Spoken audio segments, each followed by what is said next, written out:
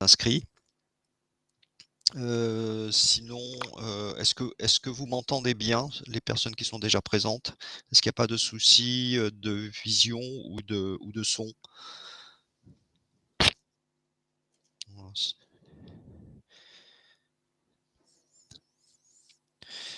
voilà, s'il y a le moindre problème, n'hésitez pas à mettre un petit message dans le chat.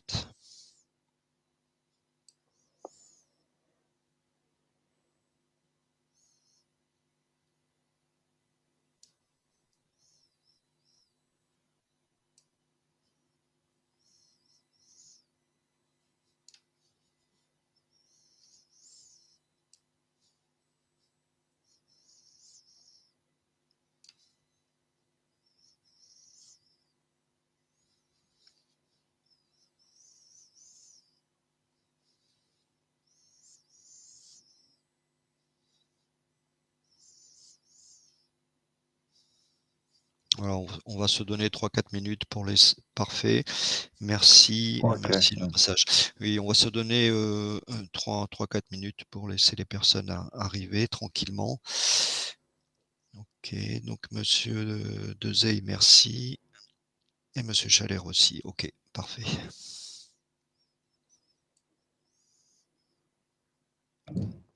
Ah. Voilà, je salue l'arrivée de monsieur Galep.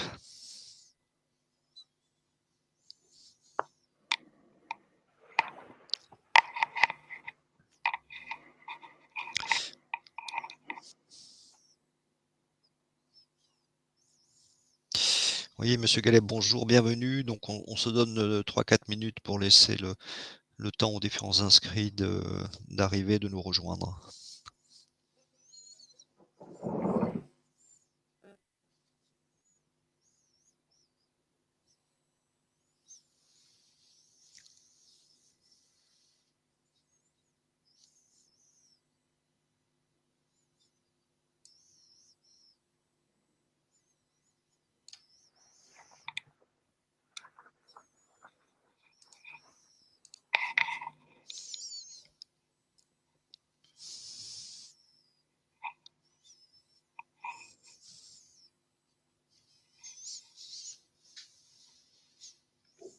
Écoutez, on va se donner jusqu'à 9h05, pour démarrer si vous en êtes d'accord. Et ensuite on fera en sorte de toute façon de tenir le timing donc et de terminer dans les 45 minutes.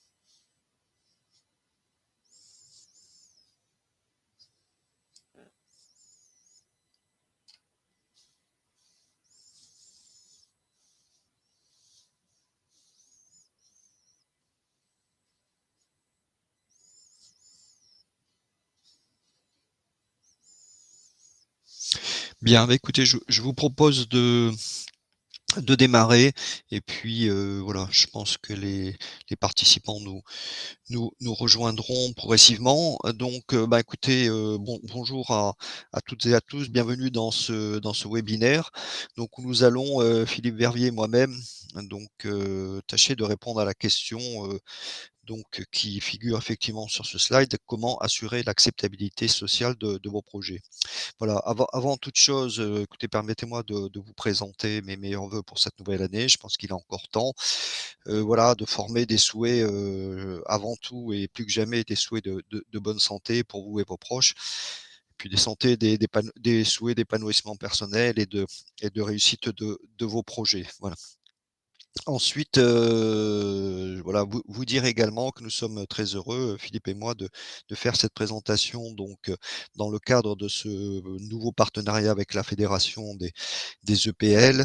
Hem et donc à cet égard, je tiens à remercier monsieur Galep donc, pour le rôle actif qu'il a eu dans la conclusion de ce partenariat et donc, aujourd'hui, nous sommes très heureux d'avoir l'opportunité donc de nous exprimer, et de vous présenter donc, cette présentation, pour voilà, pour un ensemble, donc la fédération des EPL qui est une entité extrêmement, importante, hein, puisque vous représentez, je crois, plus de 1 355, EPL en France. Je crois que ça représente un petit peu plus de 62 000, salariés et que vous développez un chiffre d'affaires de plus de 14 milliards d'euros. Voilà, donc c'est considérable et donc nous sommes très heureux d'avoir cette opportunité donc de partager avec vous cette présentation.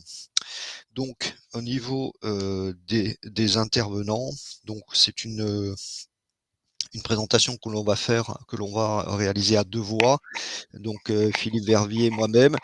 Je vais laisser, Philippe Verviers se présenter et puis, et je vous dirai, voilà, quelques mots de mon parcours avant d'attaquer le vif du sujet. Donc, Philippe? Oui, merci Roger. Bonjour donc au présent de ce webinaire. Donc Philippe Verviers, j'ai créé la société il y a maintenant 11 ans, à partir notamment des recherches que j'avais développées quand j'étais directeur de recherche au CNRS dans le domaine de l'environnement, plus particulièrement de la gestion de l'eau sur les territoires. Recherches qui m'ont permis de faire travailler ensemble aussi bien des acteurs de la recherche, des institutions, des collectivités, des citoyens. Donc j'ai beaucoup appris d'un point de vue scientifique et j'ai souhaité donc porter à rendre disponibles ces résultats de recherche aux acteurs de la société économique. Voilà. Donc pour ma part, donc, moi j'ai fait l'essentiel de ma carrière chez IBM, où j'ai occupé différents postes de management, en particulier dans le domaine, commercial et marketing, donc dans la commercialisation de solutions technologiques. J'ai rejoint, donc, Philippe il y a un petit peu plus d'1 an, voilà, avec le souhait de pouvoir, je dirais, apporter ma contribution à ce grand enjeu de la transition écologique, mais pas que, mais également, donc travailler sur cette question de l'acceptabilité sociale qui m'a voilà, qui m'a passionné. Alors je vois dans le chat que signifie, EPL, donc EPL c'est les entreprises publiques, locales, donc qui sont tous les satellites des collectivités territoriales qui interviennent sur des sujets, aussi variés que les transports, la transition écologique, la mobilité, le développement économique. Voilà, donc alors, donc au niveau de l'agenda, donc, voilà un petit peu les thèmes que l'on va, donc parcourir, partager avec vous pendant cette présentation, ce webinaire. Avant d'entrer le vif du sujet, encore une fois, cette, présentation se veut être avant tout un échange et un partage. Donc, même si effectivement les possibilités d'intervention sont limitées au chat, n'hésitez pas à intervenir s'il y a des choses qui sont pas claires, si Si vous avez des commentaires à faire ou des questions, on tâchera d'y répondre le plus clairement possible et encore une fois, moi je tiens beaucoup à ce qu'il y ait cet échange, cette interactivité, lors de cette présentation. Voilà, ceci étant, dit, donc voilà le plan que nous vous proposons donc, pour faire ce petit parcours ensemble. Donc l'acceptabilité sociale, contexte et définition. Je pense que c'est important effectivement de se mettre d'accord sur un certain nombre de termes. Alors pourquoi se préoccuper de l'acceptabilité sociale des projets? J'essaierai de l'expliquer en quelques mots. Ensuite, quelle est la valeur ajoutée d'Acceptables à venir? Ça me paraît effectivement essentiel, donc de partager avec vous, les voilà, domaines d'expertise et comment on peut vous accompagner. Et ensuite, Philippe Vervier prendra la main pour, donc vous parler des bénéfices d'une démarche d'acceptabilité sociale au travers de 3 cas concrets. Voilà, c'est important d'illustrer à travers effectivement des réalisations concrètes et pratiques. Et puis ensuite, donc avant de conclure, nous évoquerons effectivement la question de comment démarrer, une démarche d'acceptabilité sociale. Souvent, il y a la volonté de faire et on vous expliquera qu'il y a effectivement une phase de diagnostic qui est une étape clé, mais qui permet de démarrer, facilement et rapidement une telle démarche. Voilà.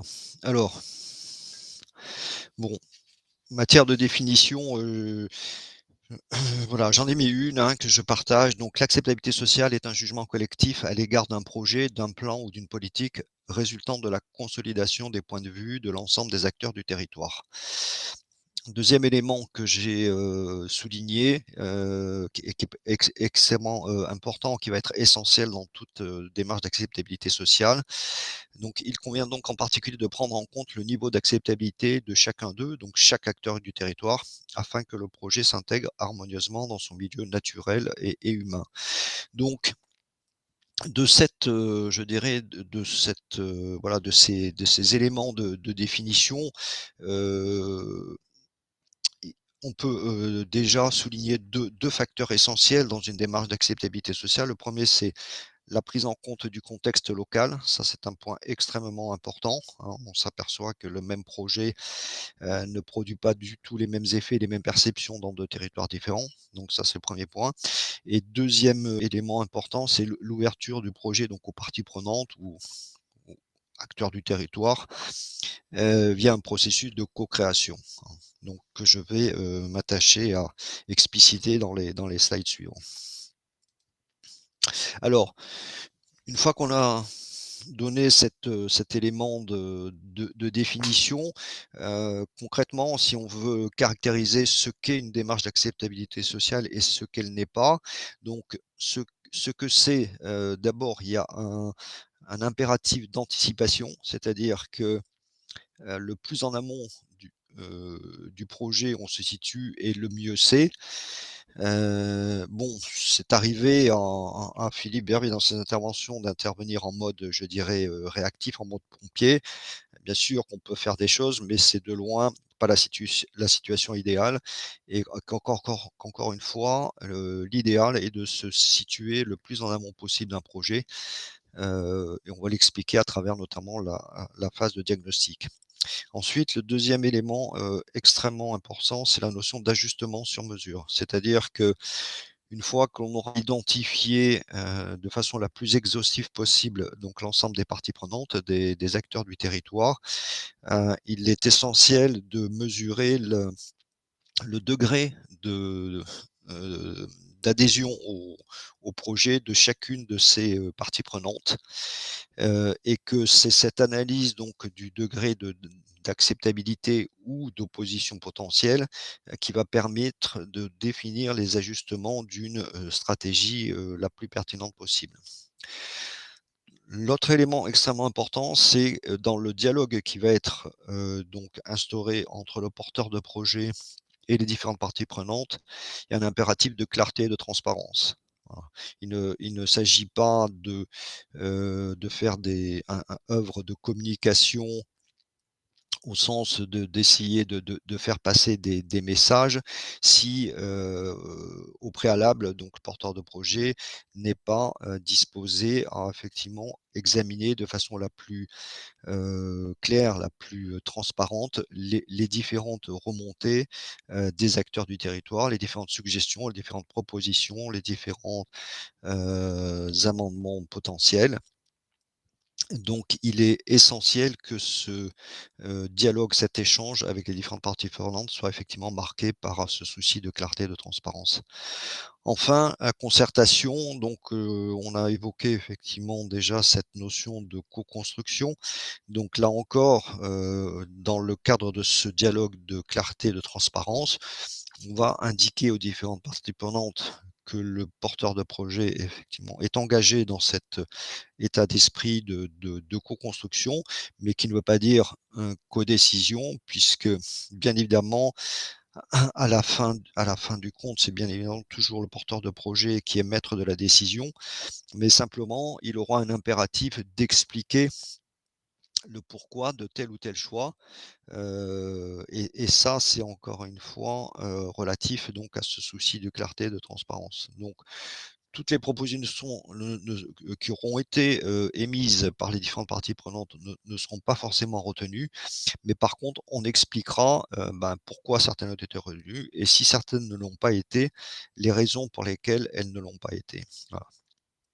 J'insiste beaucoup sur cette nécessité de clarté et de transparence qui est la clé effectivement de la réussite d'une démarche d'acceptabilité sociale.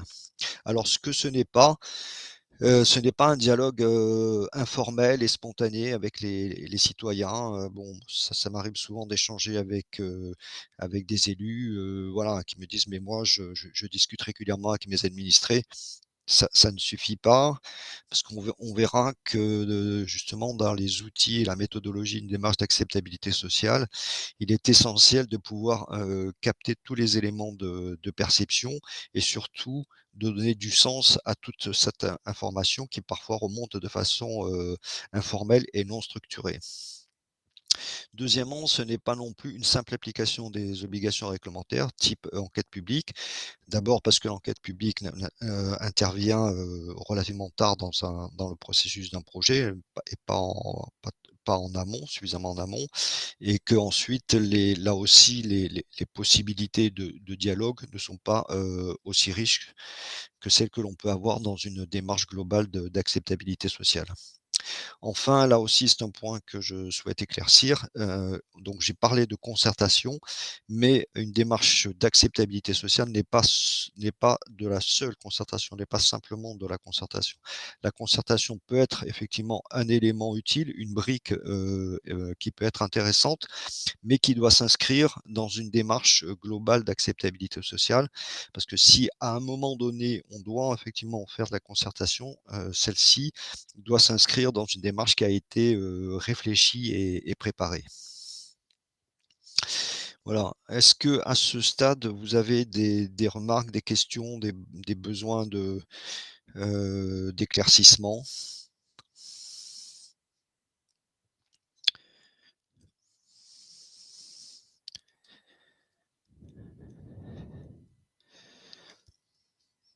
D'accord. Très bien. Bah, écoutez, donc on va poursuivre. Alors, pourquoi pourquoi se préoccuper de l'acceptabilité, sociale? Alors, bon, il y a une raison simple, hein, c'est qu'aujourd'hui, quand vous regardez, l'ensemble des projets qui se déploient et je pense que vous y êtes confrontés vous-même, il n'y a pas un projet qui ne soit pas l'objet à minima, je dirais, de questionnement, de contestation et le plus souvent d'opposition. Donc voilà, moi je ne vois plus aujourd'hui de projet voilà, conséquent, que ce soit des projets d'aménagement, de développement économique liés à la transition écologique qui ne fassent pas l'objet donc de telles oppositions potentielles. Donc ça, c'est le cadre général. Ensuite, bon, évidemment, lorsque l'on ne déploie pas une démarche d'acceptabilité sociale, on est confronté à des problèmes, des conséquences à la fois en termes d'image et en termes financiers. Bon, en termes d'image, ici sur la gauche du slide, je vous ai figuré effectivement, quelques illustrations de projets qui ont été bloqués face à des mobilisations de différentes parties prenantes. Bon, je pense que vous avez tous en tête des exemples célèbres. Bon, bien sûr, il y a la ZAD de Notre-Dame-des-Landes.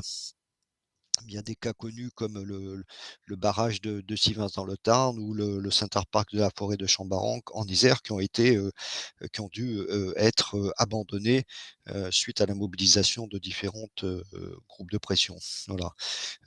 Moi-même, bon, je suis installé dans l'Hérault, près de Montpellier, et récemment, il y a eu un jugement de la Cour d'appel de Montpellier qui a ordonné à un opérateur local de parcs éoliens le démontage de 7 éoliennes et de toutes les installations nécessaires à leur exploitation, et ça suite à une action d'une association de défense des oiseaux. Ouais.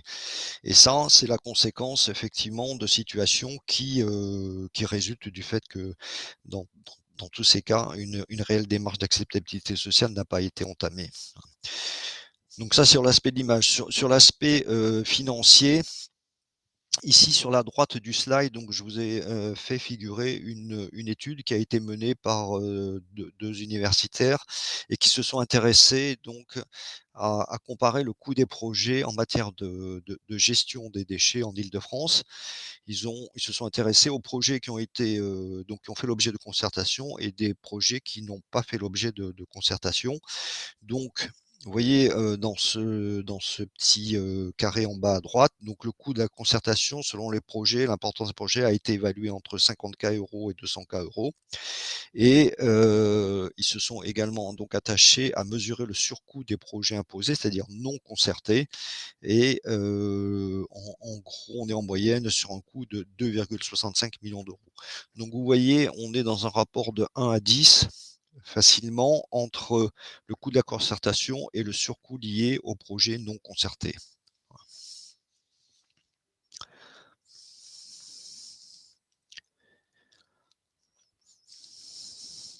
Voilà, alors donc maintenant on va rentrer un petit peu plus dans le vif du sujet sur donc la valeur ajoutée d'Acceptables Avenir et puis l'illustration donc du bénéfice d'une démarche d'acceptabilité sociale à travers des cas concrets, et je vais passer le relais à Philippe et puis ensuite je reprendrai la main pour vous dire quelques mots de conclusion. Oui, merci Roger. Alors pour des questions de débit internet qui m'a pas l'air très stable, j'arrête pas d'avoir des messages, je vais me permettre de couper ma vidéo pour être sûr que vous m'entendez bien.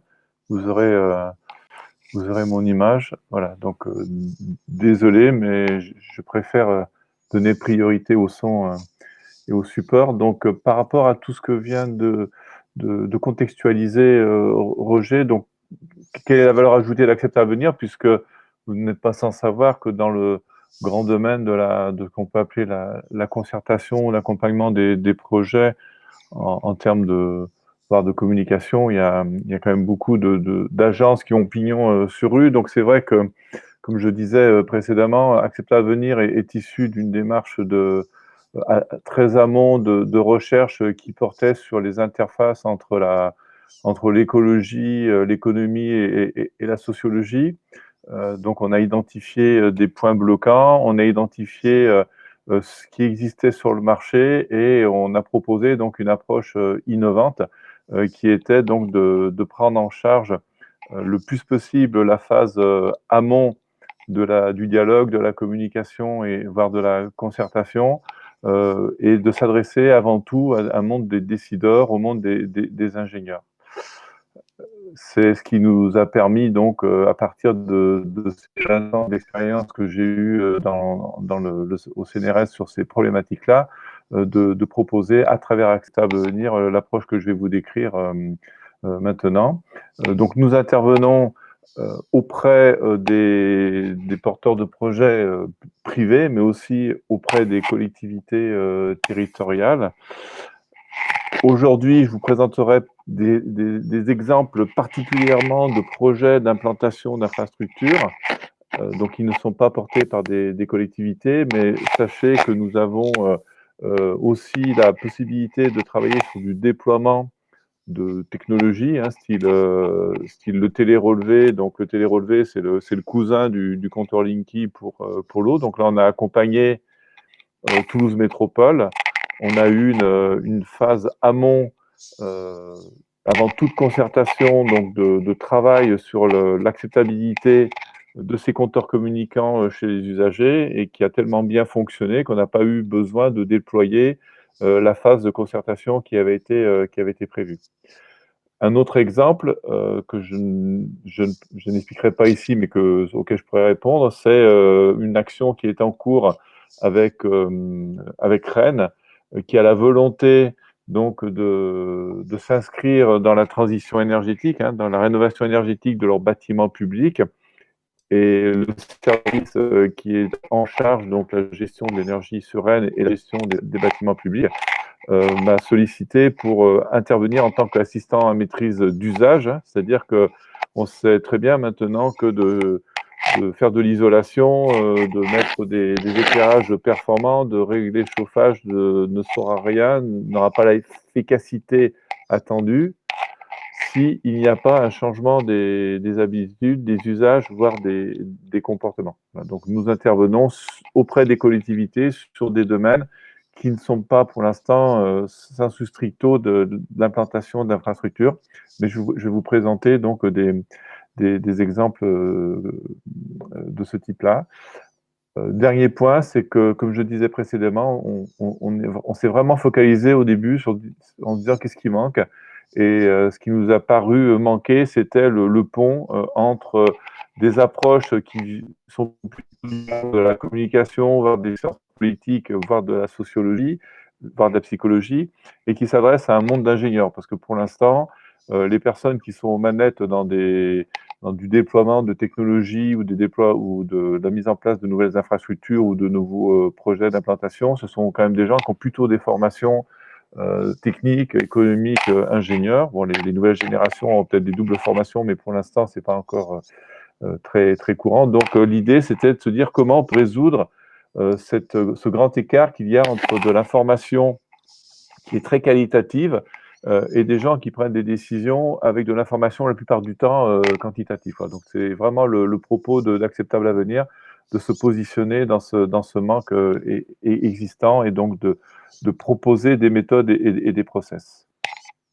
Alors pour faire ça, bon, on a une phase de recherche-développement assez importante, hein, au sein d'Acceptable Avenir, que l'on a menée avec des laboratoires de sociologie de Toulouse, avec l'aide notamment de l'ADEME, puisqu'on s'est inscrit assez rapidement dans les problématiques de l'environnement. Le CNRS nous a soutenus, BPI France, et puis la région Occitanie. Ça nous a permis de poser les bases de notre approche. Donc, c'est-à-dire que on a posé le fait que l'acceptabilité, c'était la résultante, ça paraît évident de le dire comme ça, entre un projet et un territoire. Là où c'était moins évident, c'était d'ouvrir les boîtes noires et de voir qu'est-ce qu'il y avait à l'intérieur de ces deux composantes qui intervenaient dans l'acceptabilité. En ce qui concerne le territoire, bien évidemment, il y a le contexte, et que l'on décrit avec maintenant nos propres outils. Il y a ce qu'on appelle les parties prenantes, hein, les acteurs qui vont être concernés ou impliqués dans la démarche. On a qualifié, avec notre R&D, on a qualifié les grandes valeurs qui étaient mises en jeu dans ces problématiques d'acceptabilité. Donc, il y a un regard sur la pertinence, l'équité, la crédibilité, l'ouverture, l'ancrage local et la responsabilité du projet et du porteur de projet. Et on s'est aperçu aussi, ce sont des résultats de la R&D, qu'un projet était vu en 3 dimensions. J'ai utilisé volontairement cette image de l'iceberg, puisque la recherche nous a montré que pour l'instant, tout le monde se focalisait à 90%, voire 99% sur la partie émergée de l'iceberg, c'est le contenu du projet, dans ses dimensions techniques, économiques, réglementaires.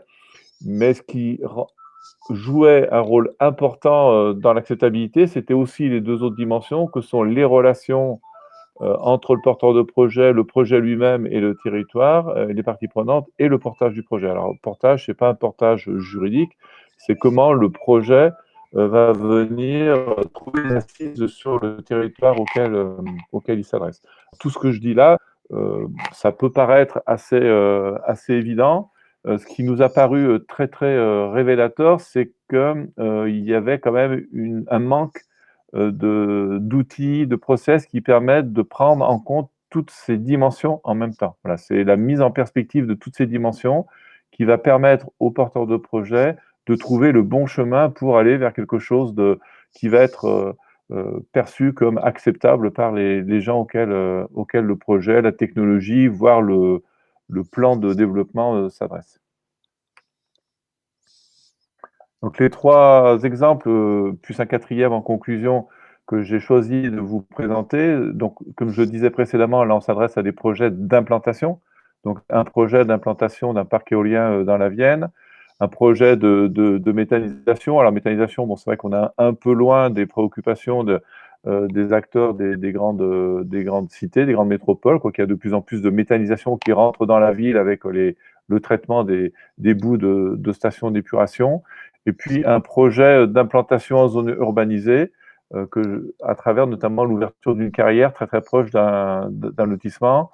En fin de compte, on s'aperçoit qu'actuellement, il y a quelque chose qui se passe dont je pense tout le monde est bien conscient, c'est que les grandes métropoles sont consommatrices d'énergie, de matière, d'eau, et ceux qui produisent sont dans les zones périurbaines, voire rurales, et on commence à avoir de ci, de là des oppositions qui se cristallise autour de ce schéma qui est de dire pourquoi nous, qui sommes loin de tout, nous devons subir aussi les conséquences de la fourniture de matière, d'énergie, d'eau aux grandes métropoles. Et c'est vrai que pour l'instant, on n'a encore pas vu des grands parcs éoliens au milieu des villes. Alors, à travers ces trois exemples, c'est juste des photographies que je vais vous donner de comment on travaille. L'avantage de ce dispositif qu'on a mis en place sur le parc éolien, c'était en pleine pandémie, donc en 2020, au plein milieu de la crise, confinement maximum. Donc, nous sommes intervenus en distanciel, c'est-à-dire que là, pour le coup, on a testé nos outils en temps réel. Alors, ce ne sont pas des outils 100% digitaux, parce qu'on s'est aperçu que les citoyens ne sont pas encore prêts à travailler dans une approche qu'on peut appeler de démocratie participative avec ce genre d'outils. On l'a vu dans le grand débat où toutes les plateformes qui ont été mises en place n'ont pas été forcément sollicitées complètement. Donc, on fait des approches hybrides, c'est-à-dire qu'il y a une dimension de facilitation du remontée d'informations à travers de l'informatique, du digital, mais il y a aussi des interfaces humaines à mettre en place. Et donc là, on avait fait le choix, puisque c'était en pleine pandémie, de contacter les gens par des approches téléphoniques. Alors, je sais que l'approche téléphonique a beaucoup de travers, mais enfin, toujours est-il qu'on a réussi à récupérer de l'information sur le ressenti des personnes, leur perception, aller chercher des propositions concernant l'accompagnement d'un tel projet, d'impliquer les élus sur la remontée de désirata de sa population, de transformer ça en propositions très très concrètes de comment le projet pourrait arriver sur le territoire. Et on a réussi donc en quasiment dématérialiser presque toute la démarche, d'avoir un dialogue constructif qui s'est mis en place et qui a conduit à un avis d'enquête publique favorable, ce qui dans le domaine des parcs éoliens est de plus en plus rare. Donc, grosso modo, une démarche comme celle-là, c'est autour de 50 kg €. Un investissement d'un tel projet, c'est 12 millions d'euros.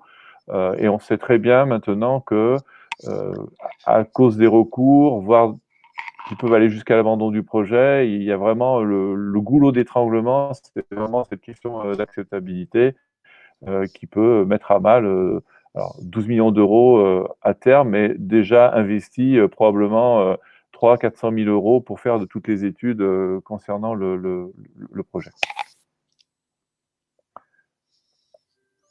L'autre façon de travailler que l'on a, c'est ce qu'on appelle des tests d'acceptabilité.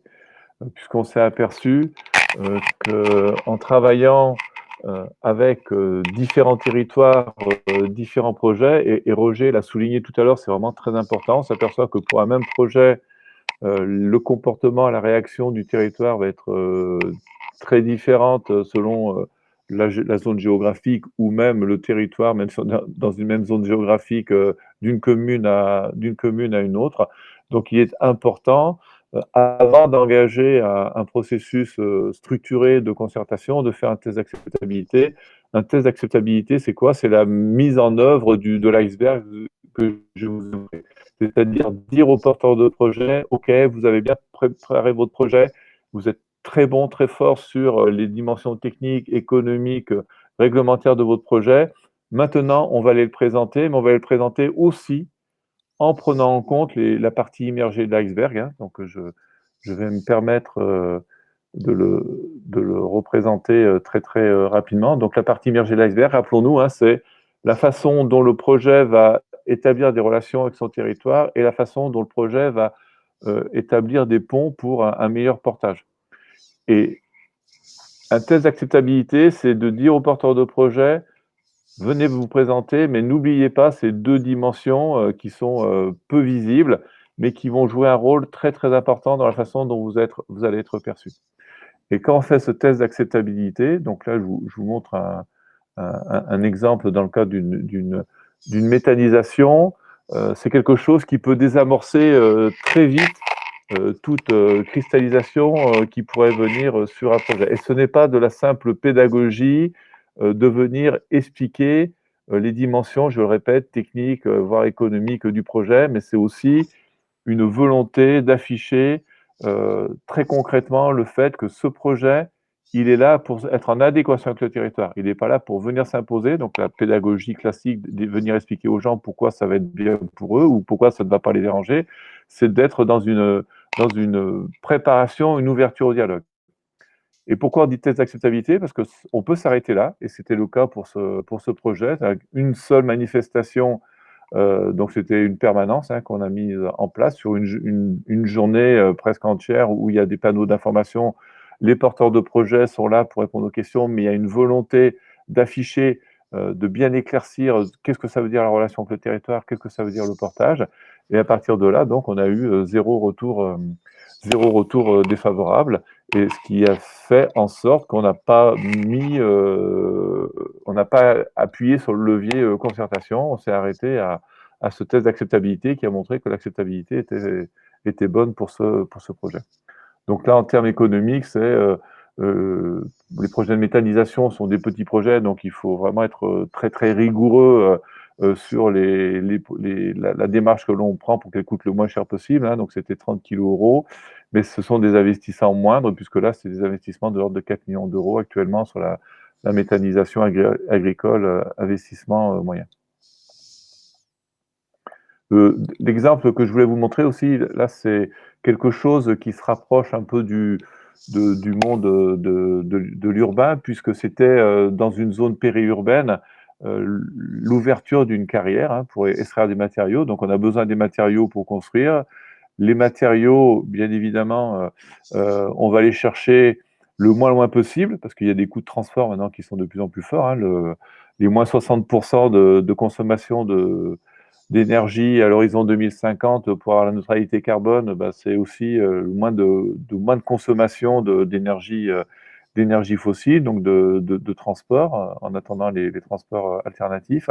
En tous les cas, on commence à rentrer dans une zone où se compliquent à la fois les gisements, qui sont le moins loin possible, et la proximité de zones urbaines. Voilà, de zones urbaines. Donc là, c'était le cas. Et on est intervenu alors qu'il y avait déjà eu 21 mois de concertation avec les élus, les associations, menées par le porteur de projet, mais que tout était bloqué. Pourquoi tout était bloqué? Parce que c'était une méthode de concertation que j'appelle classique, hein, c'est-à-dire on met en place des ateliers, on met en place des zones de débat, mais il n'y a pas la méthode qui permet donc de mettre en perspective les vraies attentes des personnes concernées, en l'occurrence les riverains, et les vraies attentes ne sont pas forcément celles qui vont émerger spontanément d'une réunion quelconque. Hein. C'est-à-dire que il y a beaucoup de ce que j'appelle des faunés, hein, c'est-à-dire quand les gens ne sont pas contents, ils vont venir s'exprimer sur des choses très très matérielles en disant une ouverture de carrière, c'est du bruit, c'est de la pollution, c'est des gaz d'échappement. Et en fin de compte, quand on creuse à travers notre process, qu'est-ce qu'on s'aperçoit? On s'aperçoit que c'est une question de confiance.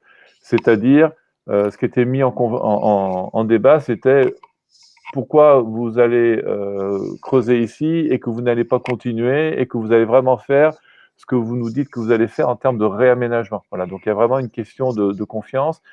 Et la confiance, déjà, ça ne se décrète pas.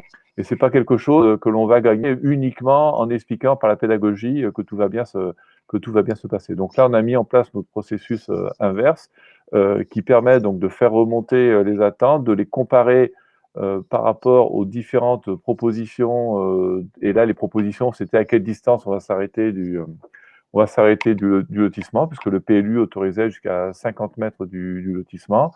Et donc, on a réussi, avec 9 mois, donc de rétablir la confiance et de faire en sorte que le projet puisse passer. Zéro recours à la demande d'autorisation préfectorale.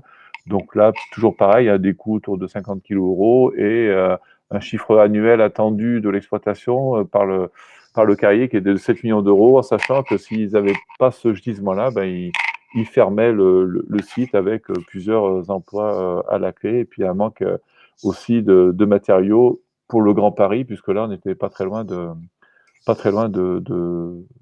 Paris.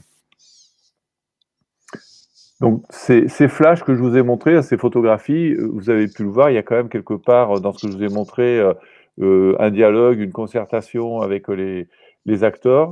Maintenant, je voudrais concentrer dans cette dernière diapositive sur toute la phase amont, hein, puisqu'on vous a dit avec Roger que selon nous, vraiment, beaucoup de choses se jouaient dès le départ.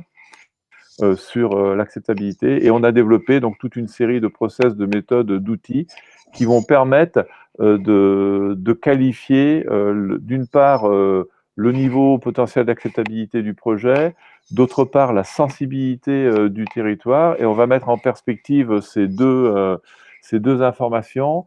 Et on va avoir ainsi, vous l'avez sur la droite de la diapositive, on va mettre en place un tableau de bord pour la stratégie d'ajustement du projet, puisque on doit prendre conscience du fait que quand les projets arrivent sur les territoires, quand ce sont des projets qui se développent sur quelques années, hein, je ne parle pas des projets qui peuvent se développer sur plusieurs décennies, mais enfin des projets qui se développent sur quelques années, je pense qu'il est illusoire de croire qu'on va arriver à modifier le territoire, sa sensibilité. Il faut en prendre acte, il faut savoir quelle est cette sensibilité, de quoi elle est faite, et il faut faire en sorte que le projet s'ajuste à cette sensibilité, parce qu'autrement, bah, c'est un peu le bras de fer, quoi. Et le bras de fer, bon, c'est une stratégie comme une autre, hein. Le bras de fer, c'est une stratégie comme une autre, ça a des coûts, et c'est quelque chose dont les résultats sont un peu plus aléatoires. En revanche, qu'une tentative d'ajustement du projet, c'est-à-dire aller à la rencontre du territoire, aller à la rencontre de ses sensibilités, les prendre en compte, les préserver autant que possible, fait qu'on peut déboucher sur un compromis. Alors bien évidemment, c'est un compromis, mais il faut toujours dans ce compromis mettre la réalité économique du projet, la réalité réglementaire et la réalité technique. Donc on revient bien sur les fondamentaux d'un projet, c'est-à-dire qu'il faut que ça soit faisable d'un point de vue technique, d'un point de vue économique, d'un point de vue réglementaire, mais on aura accepté certains ajustements pour rencontrer le territoire. Et rappelons-nous qu'un projet se joue en 3 dimensions, le côté contenu du projet, technique, économique, réglementaire, mais aussi sur ses relations avec le territoire et aussi sur son portage. Et on peut, avec ces 2 leviers, vraiment gagner beaucoup de confiance sur un territoire et on peut, sans trop dénaturer le projet, arriver à quelque chose d'acceptable par les populations. Voilà. Alors bien évidemment, il ne faut pas venir avec l'idée de dire je vais ajuster mon projet en travaillant une bonne communication et en faisant du financement participatif et tout va bien se passer. Ce sont des ingrédients, mais ce ne sont pas les seuls. Il faut qu'il y ait vraiment une intention très forte de dire je veux faire progresser mon projet. Je me permets de revenir sur le radar que vous avez présent à l'écran. Donc, c'est un algorithme qu'on a développé à partir de notre R&D avec les sociologues. On est capable donc de revisiter les 6 grandes composantes de l'acceptabilité, de la façon dont un projet peut être perçu. Donc là, vous avez un projet qui était donc un projet industriel qui veut s'installer dans un milieu portuaire urbanisé. Donc, c'est un diagnostic qu'on a fait très récemment. Donc, on a fait l'analyse du potentiel du projet. Donc, on voit bien que les notes ne sont pas très fortes, hein. On a quelque chose, la pertinence, par exemple, est, est assez bonne. Mais en revanche, tout ce qui est équité, crédibilité, responsabilité, on voit bien qu'il y a des notes très faibles. Et ces notes, on va les transformer en levier d'acceptabilité.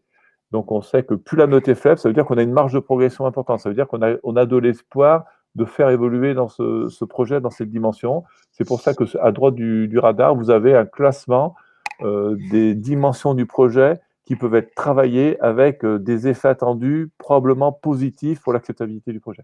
Et ça, on va le comparer avec les critères de sensibilité du territoire qu'on a identifiés, qui portent sur le cadre de vie, parce que les gens vont se mobiliser s'ils ont quelque chose à défendre.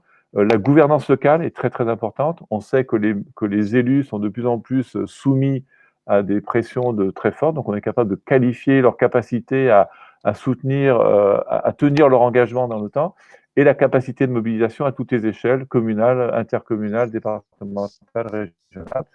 Et donc, on vous met en place sur la droite un tableau de bord. On dit voilà sur quoi on peut bouger, quelles sont les actions, la qualité de l'efficacité de ce levier attendu et surtout l'effort qu'il faudra mettre en œuvre pour activer ce levier. Et avec ça, on a un ajustement du projet qui peut aller faire en sorte que le projet va venir à la rencontre du territoire et que quand on va arriver sur le territoire vraiment pleinement, c'est-à-dire qu'on va être dans ces tests d'acceptabilité, on aura étudié toutes ces composantes et probablement qu'on va rencontrer un terrain favorable. Tout n'est pas forcément gagné, c'est pour ça qu'on parle de tests d'acceptabilité. Si ça marche, tant mieux. Ben, si ça ne marche pas, on déploie après la concertation. Mais en tous les cas, on sait sur quoi on doit agir. Excusez-moi, j'ai été un petit peu long. Roger, je te laisse la parole pour la conclusion. Voilà. Alors, avant de conclure, est-ce que après donc cet exposé de Philippe, vous avez des questions, des interrogations, des remarques, des commentaires?